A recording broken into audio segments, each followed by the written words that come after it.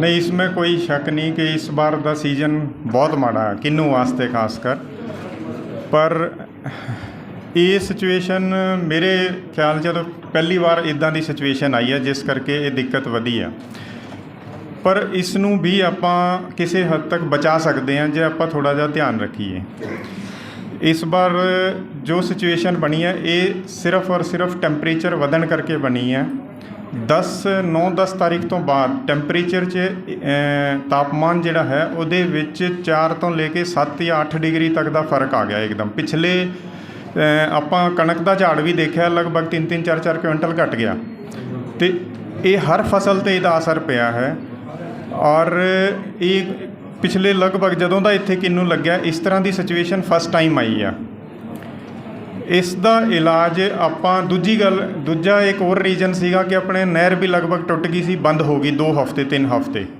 इनू ये है कि बचा किवें सकते हैं अगे तो जे इदां दी सिचुएशन आए तो उन्होंने बचाने का तरीका की है। बाग पट्टन वाले पासे ना जाइए, ये बहुत घट इदां दी सिचुएशन आती है किसी साल। ये पहली बार आई है तापमान करके तो जो इन्ना ज़्यादा एकदम एक्चुअली फ्रूट ड्रॉप नहीं होया, फल सैट ही नहीं होया, पॉलीनेशन नहीं हुई। पर इसनूं आपां बचा सकते हैं, कुछ हद तक काबू कर सकते हैं। जे अगे तो आपां नूं इदां दी सिचुएशन लगे तो आपां नूं सब तो पहला ध्यान रखना है बड स्वैलिंग जिहड़ी आंदी है किन्नू दे विच हुण भी वो फरवरी पहले हफ्ते तो शुरू हो जाती है। पहले हफ्ते भी शुरू हो सकती है, दूजे भी शुरू हो सकती है, तीजे हफ्ते भी शुरू हो सकती है। उही आपां नूं डिसाइड करती है कि फुल कदों खिड़नगे। बड स्वैलिंग तो लगभग 20-25 दिन या महीने बाद अपने फ्लावर ओपन होने शुरू हो जाते हैं। जे आपां उसनूं आइडेंटिफाई कर लेंदे हैं, आपां नूं उहदा पता लग जाता है तो कुछ हद तक आपां उन्होंने रोक सकते हैं। दूजी गल इहदे च समस्या की आती है कि लोग बिल्कुल ही खुला छड़ देंदे हैं, पानी नहीं लाते कि बई नहीं ज़्यादा फुल आएंगे ज़्यादा सैट होणगे। इस करके भी इस बार बहुत ज़्यादा ड्रॉपिंग हुई है। जदों फुल खिड़ना शुरू हो गए 50% तक खिड़ गए उदों पानी लाना बेमानी है, उदों उस पानी लाने का कोई फ़ायदा नहीं है। होया की है कि जदों स्वैलिंग शुरू हुई उदों पानी लाना बहुत जरूरी सी। जिथे अपने फुल 10-11 जनवरी तो पहले मार्च तो पहले खिड़ गए वो तो फ्रूट सैट होए हैं। उस तो बाद खिड़न वाले फुल जिहड़े हैं वो सैट नहीं होए। उहदा रीजन यही सीगा टैंपरेचर। तो टैंपरेचर तो बचन वास्ते दूजी आपां कर सकते हैं मल्चिंग। एक तो थल्ले नमी रखो, दूजी मल्चिंग करो। इहदे च की है उपर वाला जिहड़ा टैंपरेचर वधदा वो नुकसान करता, पर उस तो भी वध जिहड़ा रिफ्लैक्टिड रेडिएशन वापस जिहड़ा टैंपरेचर जिन्होंने कहते हैं ना जमीन पड़ास मारती है वो ज़्यादा ड्रॉपिंग का रीजन बनता है, उहदे करके ज़्यादा नुकसान होता है। जे इदां दी सिचुएशन बनती है तो मल्चिंग करो। ਉਹਦੇ 'ਚ ਬਾਈ करके बिल्कुल खाली ना छड्डो। जिन्ना ज़्यादा बाई करके खाली छड्डोगे उन्ना ज़्यादा अपने नुकसान होगा। गर्मी तो बचने का और कोई तरीका नहीं। गर्मी तो बचने के 2 ही तरीके, एक तो पानी लाओ, दूजी मल्चिंग करो, तो ही आप अपने इस चीज़ तो बच सकते हैं। तीजा कोई तरीका नहीं। हुण भी एक कटाई भी बड़ी गलत करते हैं। कटाई जिहड़ी करते हैं उत्तों बिल्कुल ही किन्नू की कटाई इदां किसी ने नहीं रिकमेंड की कि उत्तों उन्होंने बिल्कुल खाली कर दो। ਆਪਾਂ बिल्कुल उन्होंने फैला के विचों बिल्कुल बहुत वड्डी पॉकेट बना देंगे हैं। किन्नू का बूटा जदों अपने फल लगता आप कदे देखा हमेशा ये कहते हैं कि आर पार नज़र नहीं आना चाहिए, जबकि आप की करते हैं उन्होंने इन्ना ज़्यादा ओपन कर देंगे हैं कि वो करते क्यों है क्योंकि सिले का अटैक आता है या दूजे कीड़े का अटैक आता है। आप कहते भी थोड़ा खाली करो, ये मरदा नहीं पिया। हाई डेंसिटी ते बूटे लाए होंगे हैं तो वो करके वो बीमारियां आती क्योंकि टाइमली स्प्रे नहीं कर पाते। पर वह इलाज कटाई नहीं है। किन्नू की इन्नी भारी कटाई की लोड़ नहीं होती कदे भी। किन्नू की बहुत हल्की कटाई, सिर्फ सोक कड्डो। जे ज़्यादा कटाई करोगे तो भी गर्मी नाल जे इदां दा टैंपरेचर वधदा फिर हमेशा डिकलाइन होंदा। तीजी हुण जिहड़ा आपां कर सकते हैं तने ते अपना बोल्डेक्स पेस्ट जिन्हों है उहदी 2-2 फुट तक जरूर वो करो, पेस्ट करो। वो बहुत ज़्यादा जरूरी है, वो गर्मी तो बचाऊगा। जिथे जिथे बूटे ज़्यादा खुले ने, पानी लेट लग्या या फ्लावरिंग टाइम लग्या उत्थे ये समस्या ज़्यादा ही है। और इस तो बचने का रीजन एक और है, जिथे ड्रिप लगी है जिन्हों का रेगूलर मॉइस्चर सीगा उत्थे फ्रूट सैटिंग की या ड्रॉपिंग की इन्नी प्रॉब्लम नहीं है। कोशिश करो ड्रिप वाले पासे शिफ्ट हो, क्योंकि नहरबंदी का इलाज तो देखो मेरे को नहीं है नहर इन्हां 2 महीनों च। पर यदा इलाज कोई नहीं। इसका इलाज यही है तुहाडे कोल पानी का सोर्स होना चाहिए। जे जमीन सुक्की होगी और गर्मी पेगी तो फ्रूट सैटिंग नहीं होनी। कोई दवाई इदां दी नहीं बनी कि मैं कहां स्प्रे कर दो सैट हो जाएगा। सर देखो सुक्कण दा ते ड्रॉपिंग दा एक हाँ नहीं ये तो इस बार ड्रॉपिंग है ना, अपनी मई जून 'ਚ भी ड्रॉपिंग होंदी है, मेन अपना मई 'ਚ हाले होनी है ड्रॉपिंग, ਜਿਹਦੇ ਸੈੱਟ ਹੈ ਉਹ ਵੀ ਹੁੰਦੀ ਹੈ, ਉਹ ਤਾਂ ਰੈਗੂਲਰ ਹਰ ਸਾਲ ਹੁੰਦੀ ਹੈ। ਪਰ ਇਹਨਾਂ ਦੋਵਾਂ ਚੀਜ਼ਾਂ ਦਾ ਇੱਕੋ ਹੀ ਰੀਜ਼ਨ ਨਹੀਂ ਹੈ ਕਦੇ ਵੀ।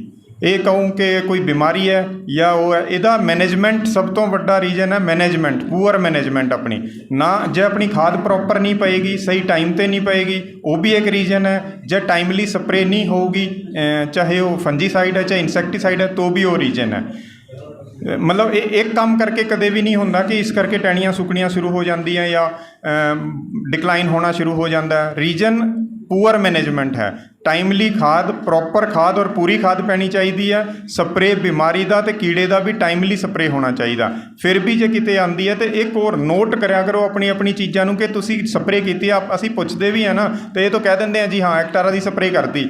ਟਾਈਮ ਨੋਟ ਕਰਨਾ ਬਹੁਤ ਜ਼ਿਆਦਾ ਜ਼ਰੂਰੀ ਹੈ ਕਿ ਇਸ ਟਾਈਮ 'ਤੇ ਅਸੀਂ ਇਹ ਕੀਤੀ ਹੈ, ਇਸ ਦਿਨ ਇਹ ਕੀਤੀ ਹੈ, ਇਸ ਦਿਨ ਇਹ ਕੀਤੀ ਹੈ। ਜਦੋਂ ਸਾਡੇ ਕੋਲ ਆਪਣੇ ਕੋਲ ਰਿਕਾਰਡ ਹੋਊਗਾ, ਕਿਉਂਕਿ ਤੁਹਾਡੇ ਖੇਤ ਦੀ ਪ੍ਰੋਬਲਮ ਸੁੱਕਣ ਦੀ ਕੋਈ ਹੋਰ ਹੋ ਸਕਦੀ ਹੈ, ਦੂਜੇ ਦੀ ਕਿਸੇ ਦੀ ਹੋਰ ਹੋ ਸਕਦੀ ਹੈ, ਤੀਜੇ ਦੀ ਕਿਸੇ ਦੀ ਹੋਰ ਹੋ ਸਕਦੀ ਹੈ। ਇੱਕ ਯੂਨੀਫਾਰਮ ਚੀਜ਼ ਨਹੀਂ ਹੈ ਕਿ ਮੈਂ ਕਹਾਂ ਕਿ ਇਹ ਚੀਜ਼ ਸਪਰੇ ਕਰ ਲਓ ਤਾਂ ਕਿਸੇ ਦਾ ਵੀ ਸੁੱਕਣਾ ਬੰਦ ਹੋ ਜਾਏਗਾ ਨਾ। ਹੋ ਸਕਦਾ ਤੁਹਾਡੀ ਕਿਸੇ ਹੋਰ ਕਾਰਨ ਕਰਕੇ ਹੈ, ਦੂਜੇ ਦਾ ਕਿਸੇ ਹੋਰ ਕਾਰਨ ਕਰਕੇ, ਤੀਜੇ ਦਾ ਹੋਰ ਕਾਰਨ ਕਰਕੇ ਹੈ। ਅਤੇ ਉਹ ਲੈ ਕੇ ਆਓ ਸਾਡੇ ਕੋਲ, ਜਦੋਂ ਮਰਜ਼ੀ ਬੈਠੋ, ਆਪਣੀ ਡਿਟੇਲ ਰੱਖੋ ਕਿ ਅਸੀਂ ਇਹ ਕੀਤਾ, ਇਸ ਦਿਨ ਕੀਤਾ, ਇਤਨੀ ਮਾਤਰਾ 'ਚ ਸਪਰੇ ਕੀਤੀ ਹੈ। ਅਤੇ ਸਾਡੇ ਕੋਲ ਪੈਥੋਲੋਜਿਸਟ ਵੀ ਡਾਕਟਰ ਰੇਜਾ ਵੀ ਇੱਥੇ ਬੈਠੇ ਆ, ਅਤੇ ਸੋਇਲ ਵਾਲੇ ਵੀ ਐਕਸਪਰਟ ਹੈ ਸਾਡੇ ਕੋਲ। ਉਹ ਡਿਟੇਲ ਕਰਕੇ ਫਿਰ ਆਪਾਂ ਉਹਦਾ ਸੋਲਿਊਸ਼ਨ ਕਰ ਸਕਦੇ ਹਾਂ। ਅੱਖ ਮੀਚ ਕੇ ਨਹੀਂ ਮੈਂ ਕਹਿ ਸਕਦਾ ਕਿ ਵੀ ਤੁਸੀਂ ਸਪਰੇ ਵਾਲੇ ਪਾਸੇ ਜਾਓ ਅਤੇ ਆਪਣਾ ਸੋਲਿਊਸ਼ਨ ਹੋ ਜਾਏਗਾ। ਸਮਝ ਆਈ ਸਰ? ਤੁਸੀਂ ਸਾਡੇ ਕੋਲ ਆਓ, ਸਾਡੇ ਕੋਲ ਹਰ ਫੀਲਡ ਦਾ ਐਕਸਪਰਟ ਹੈ ਸਰ। ਜੜ 'ਤੇ ਵੀ ਰੋਗ ਹੁੰਦਾ ਹੈ, ਟਹਿਣੀਆਂ 'ਤੇ ਵੀ ਰੋਗ ਹੁੰਦਾ ਹੈ। ਪਰ ਮੈਂ ਇੱਕ ਗੱਲ ਦੱਸਾਂ, ਜਦੋਂ ਤੁਹਾਡੇ 100 ਬੂਟੇ ਲੱਗੇ ਹੁੰਦੇ ਆ ਨਾ, ਪਹਿਲੀ ਗੱਲ ਤਾਂ ਪੂਰਾ ਏਕੜ ਤੁਹਾਡੀ ਜ਼ਮੀਨ ਹੈ, ਉਹ ਕੋਈ ਜ਼ਰੂਰੀ ਨਹੀਂ ਸਾਰੇ ਪਾਸੇ ਇੱਕੋ ਵਰਗੀ ਜ਼ਮੀਨ ਹੋ, ਕਿਤੇ ਪੈਚ ਖਰਾਬ ਹੋ ਸਕਦਾ। ਦੂਜੀ ਗੱਲ, ਕਿਸੇ ਬੂਟੇ ਨੂੰ ਝਾੜ ਵੱਧ ਲੱਗਦਾ, ਕਿਸੇ ਨੂੰ ਘੱਟ ਲੱਗਦਾ, ਠੀਕ ਹੈ, ਉਹ ਵੀ ਫਰਕ ਹੁੰਦਾ ਅਤੇ ਉਹਦੀ ਰਿਕੁਆਇਰਮੈਂਟ ਚੇਂਜ ਹੋ ਜਾਂਦੀ ਹੈ ਉੱਥੇ ਹੀ। ਉਹ ਉੱਥੇ ਦੇ ਹੋ ਸਕਦਾ ਉਸ ਬੂਟੇ ਨੂੰ ਕੋਈ ਬਿਮਾਰੀ ਵੀ ਹੋ ਜਾਂਦੀ ਹੈ, ਫਾਈਟੋਫਥੋਰਾ ਵੀ ਹੋ ਜਾਂਦਾ, ਹੋਰ ਦੂਜੀ ਬਿਮਾਰੀਆਂ ਵੀ ਹੋ ਜਾਂਦੀਆਂ, ਤਾਂ ਉਹਦਾ ਇਲਾਜ ਉੱਥੇ ਹੀ ਹੋ ਸਕਦਾ।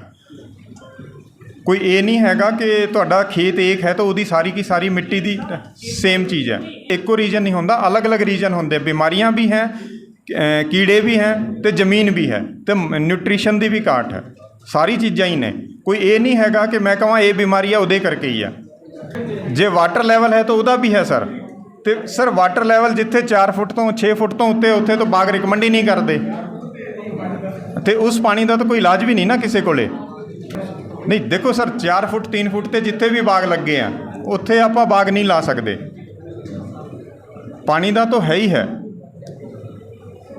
ਜਿੱਥੇ ਸੇਮ ਦੀ ਪ੍ਰੋਬਲਮ ਹੈ ਉੱਥੇ ਬਾਗ ਲੱਗ ਹੀ ਨਹੀਂ ਸਕਦਾ ਨਾ, ਉੱਥੇ ਚੱਲਣਾ। ਜੇ ਲਾਣਾ ਹੈ ਤਾਂ ਤੁਸੀਂ ਵੱਟਾਂ 'ਤੇ ਲਾ ਸਕਦੇ ਹੋ, ਪਰ ਉਹ ਵੀ ਜ਼ਿਆਦਾ ਨਹੀਂ ਚੱਲਣਾ, ਅਤੇ ਸੁੱਕਣਾ ਹੀ ਹੈ ਸਰ ਜਿੱਥੇ ਸੇਮ ਦੀ ਪ੍ਰੋਬਲਮ ਹੈ। ਨਹੀਂ ਸਰ, ਜੇ ਤੁਹਾਡੇ ਸੇਮ ਦੀ ਦਿੱਕਤ ਹੈ ਨਾ, ਤਾਂ ਤੁਸੀਂ ਸਾਡੇ ਕੋਲ ਆਓ। ਇਹ ਨਾ ਆਪਣੇ ਆਪ ਬਾਗ ਲਾ ਕੇ ਬਹਿ ਜਾਓਗੇ ਤਾਂ ਉਹਦਾ ਕੋਈ ਇਲਾਜ ਨਹੀਂ ਕਿਸੇ ਕੋਲੇ। ਅਤੇ ਤੁਸੀਂ ਉਸ ਬਾਗ ਨੂੰ ਉਸ ਬਾਗ ਨਾਲ ਕੰਪੇਅਰ ਕਦੇ ਵੀ ਨਹੀਂ ਕਰ ਸਕਦੇ ਜਿੱਥੇ ਪਾਣੀ ਦੀ ਸਮੱਸਿਆ ਨਹੀਂ ਹੈ, ਜਿੱਥੇ ਸੇਮ ਦੀ ਸਮੱਸਿਆ ਨਹੀਂ ਹੈ। ਉੱਥੇ ਤੋਂ 40 ਸਾਲ ਚੱਲੇਗਾ, ਹੋ ਸਕਦਾ ਤੁਹਾਡਾ 10 ਹੀ ਸਾਲ ਚੱਲੇ। ਇਹ ਤੁਹਾਨੂੰ ਦਿਮਾਗ 'ਚ ਬਿਲਕੁਲ ਕਲੀਅਰਟੀ ਰੱਖਣੀ ਪੈਣੀ ਹੈ, ਕਿਉਂਕਿ ਉਹਦੇ ਨਾਲ ਕੰਪੀਟੀਸ਼ਨ ਕਿਵੇਂ ਕਰ ਸਕਦੇ ਹੋ ਤੁਸੀਂ। ਹੁਣ ਮੈਨੂੰ ਇੱਕ ਦੱਸੋ, ਇੱਕ ਬੱਚਾ ਜਿਹੜਾ ਰੋਜ਼ ਜਿਮ ਜਾਂਦਾ ਹੈ, ਐਕਸਰਸਾਈਜ਼ ਕਰਦਾ, ਗਰਾਊਂਡ 'ਤੇ ਜਾਂਦਾ, ਉਹਦੇ ਨਾਲ ਆਪਾਂ ਇੱਕ ਬੱਚੇ ਨੂੰ ਜਿਹੜਾ ਕੁਛ ਖਾਂਦਾ ਪੀਂਦਾ ਨਹੀਂ, ਕਿਤੇ ਨਹੀਂ ਜਾਂਦਾ, ਉਹ ਦੋਨਾਂ ਨੂੰ ਕੁਸ਼ਤੀ ਥੋੜ੍ਹੀ ਨਾ ਕਰਾ ਸਕਦੇ ਹੋ। ਦੋਨਾਂ 'ਚ ਡਿਫਰੈਂਸ ਹੈ। ਇੱਕ 60 ਕਿਲੋ ਦਾ ਬੰਦਾ, ਇੱਕ 120 ਕਿਲੋ ਦਾ ਬੰਦਾ ਹੈ, ਤਾਂ ਦੋਨਾਂ 'ਚ ਆਪਾਂ ਨਹੀਂ ਕਰਾ ਸਕਦੇ ਹਾਂ। ਅਤੇ ਸੇਮ ਚੀਜ਼ ਹੈ, ਜਿੱਥੇ 4 ਫੁੱਟ 'ਤੇ ਪਾਣੀ ਹੈ, ਜਿੱਥੇ 40 ਫੁੱਟ 'ਤੇ ਪਾਣੀ ਹੈ, ਉਹ ਕੰਪੇਅਰ ਕਦੇ ਵੀ ਨਹੀਂ ਹੋ ਸਕਦੇ ਸਰ। ਪੌਦਾ ਤੋਂ ਬਚਾਉਣਾ ਹੀ ਪੈਣਾ ਸਰ। ਪੌਦਾ ਬਚੇਗਾ ਮੈਨੇਜਮੈਂਟ ਕਰਕੇ, ਉਹਦੀ ਉੱਦਾਂ ਹੀ ਸੇਵਾ ਕਰਨੀ ਪੈਣੀ ਹੈ ਜਿੱਦਾਂ ਪਿੱਛੇ ਕਰਦੇ ਸੀਗੇ। ਸੇਵਾ ਤਾਂ ਉਹਨੇ ਦਵਾਈਆਂ ਔਰ ਖਾਦ ਤੋਂ ਉਨਾ ਹੀ ਮੰਗਣਾ ਹੈ।